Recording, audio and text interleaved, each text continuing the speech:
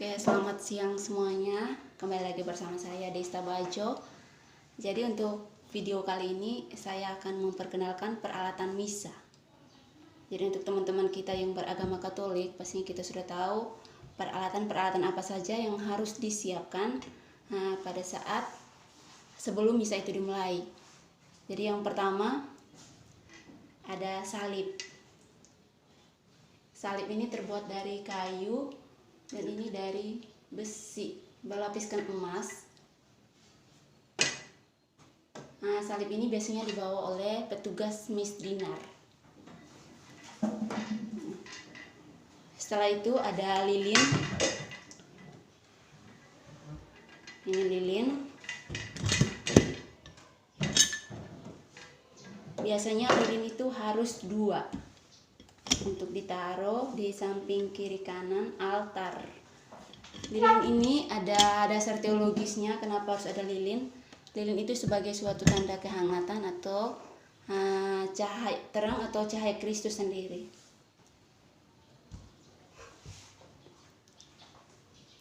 Ini ada lonceng.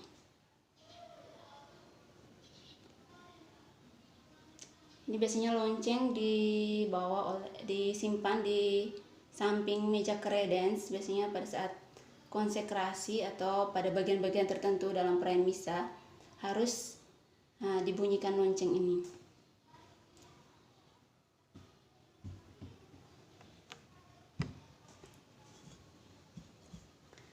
Selanjutnya ini ada piala. Aduh Yesus. Jadi teman-teman, ini namanya piala. Bentuknya kayak begini nih. Piala ini harus terbuat dari emas, dilapiskan dengan emas. Piala ini berfungsi untuk menyimpan anggur. Nanti anggur pada saat imam mau pada saat peristiwa konsekrasi, anggur itu harus dituangkan ke sini. Namanya piala. Jadi kenapa harus terbuat dari emas? Itu ada pendasarannya. Kenapa? Karena anggur kan melambangkan darah Kristus. Darah Kristus kan suci, murni dan sakral. Jadi tempat untuk menyimpan pun harus suci, sehingga terbuat dari bahan yang terbaik, dan emas itu yang paling terbaik. Jadi ada perbedaan antara piala dengan sibori. Kalau sibori ada tutupannya untuk menyimpan hosti kecil. Selanjutnya ada kain kaliks.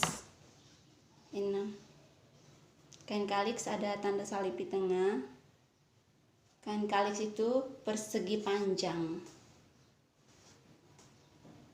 Ini kain kaliks.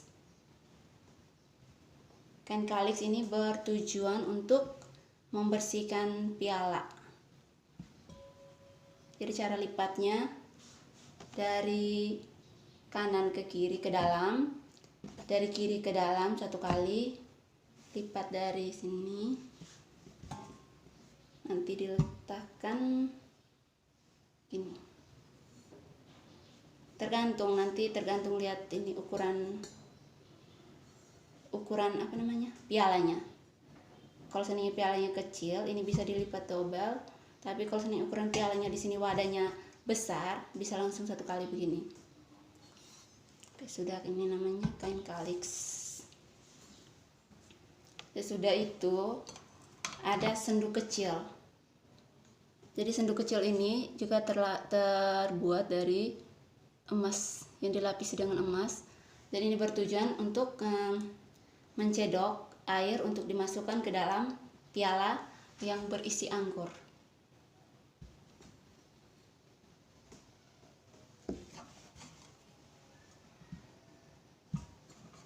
Jadi setelah itu ada namanya patena. Patena ini, jadi teman-teman, ini namanya patena. Patena ini seperti sebuah piring kecil untuk menyimpan hosti besar. Bentuknya begini.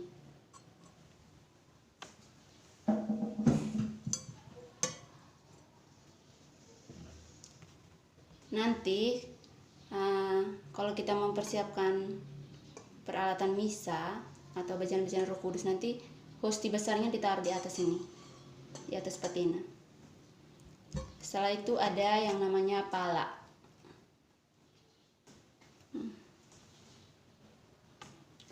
Jadi pala ini,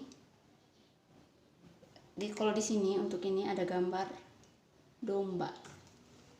Pala ini seperti batu yang menutupi kubur Yesus. Jadi hosti yang sudah kita letakkan di atas patina ini harus ditutup dengan pala. Begini. Setelah itu nanti ada kain korporale. Kain korporale ini bentuknya segi empat. Segi empat, ada tanda salib di sini. Dan cara lipatnya ya teman-teman, jangan terbalik ya, kita harus lihat baik untuk jahitannya supaya jangan terbalik. Harus lipatnya kayak gini, 1 kali dari kanan masuk ke dalam, 1 kali dari kiri masuk ke dalam, lipat dari sini ke dalam, 1 kali dari sini ke dalam, nanti jadinya begini. Dan korporale ini nanti disimpannya di atas pala.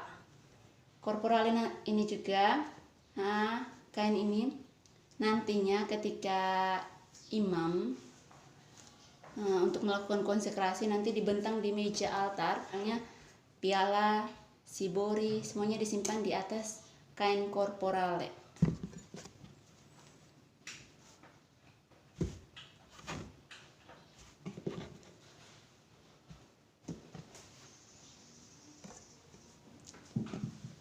Terus yang ini nanti disimpan di ini namanya ampul. Ampul ini berisi 2 gelas dan 1 piring kecil. Nanti kedua gelas ini untuk diisi air dan anggur. Jadi nanti ada petugas misdinar yang membawakan peralatan ini semua ke meja altar. Terus ini ada kain lavabo. Kain ini berfungsi untuk mencuci tangan pemimpin ekaristi, pemimpin misa atau imam. Nanti setelah konsekrasi selesai, imam harus mencuci tangan, harus menggunakan kain ini. Dan ini untuk menyimpan air pada saat imam mencuci tangan. Jadi sama cara lipatannya, hanya beda saja. Kain ini berbentuknya persegi panjang.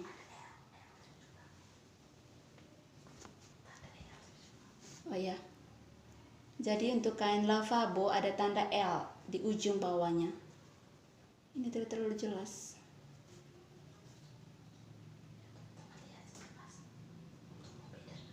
Jadi ada perbedaan untuk setiap kain. Jangan sampai teman-teman salah. Kalau kain lavabo ada tanda L. Beda dengan kain kalix ya. Kalau kain kalix itu ada tanda salib di tengah. Kalau kain lavabo ada tanda L. Jadi bentuknya begini. Jadi teman-teman jangan salah ya. Ini lavabo, ini kain korporale, dan ini kain kalix. Ini kain kalix ada tanda salib di sini. Kalau lavabo ada tanda L. Lavabo.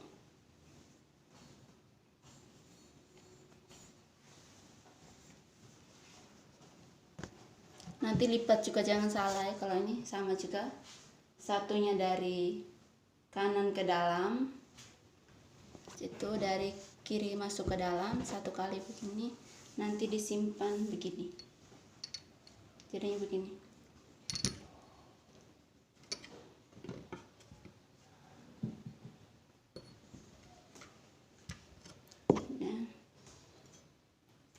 Oh ya, ini ada pala bentuk kedua. Ini juga pala, ada tanda salib. Jadi kita punya 2 pala.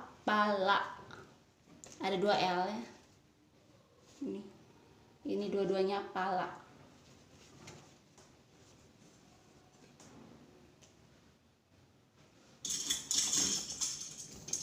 ini yang paling penting.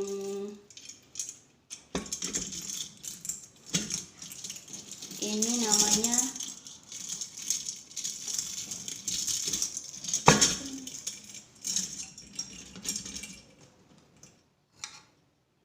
dupa. Ini wiruk dan dupa. Jadi dupa ini terbuat dari besi.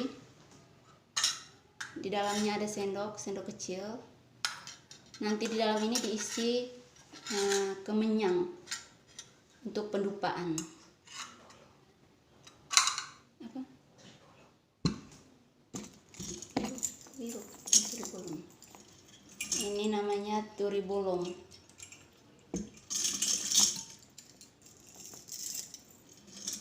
Jadi dalam pendupaan itu ada rumusannya.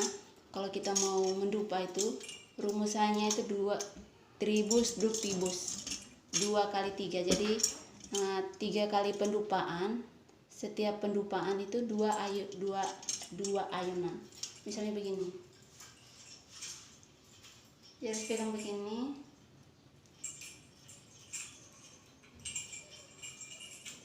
Gini.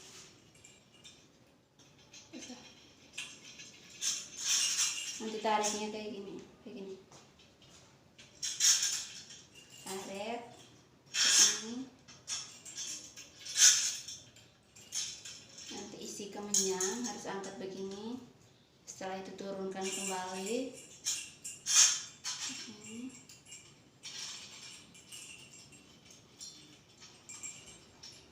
Sebelum melakukan pendupaan, kita harus hormat terlebih dahulu.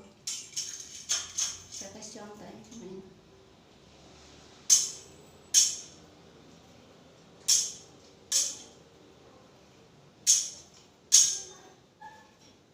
Jadi itu cara kita melakukan pendupaan. Kalau misalnya teman-teman kenal Opo Bosco biasa bilang kalau pendupaan itu yang paling seni itu di bunyinya, jangan wangi-wangi.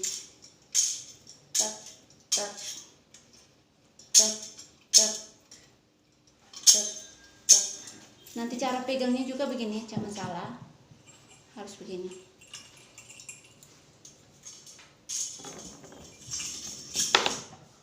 Ini ada namanya aspergillum. Aspergillum ini untuk isi air berkat. Nanti di sini diisi air, ada ini pada saat imam mau berkat.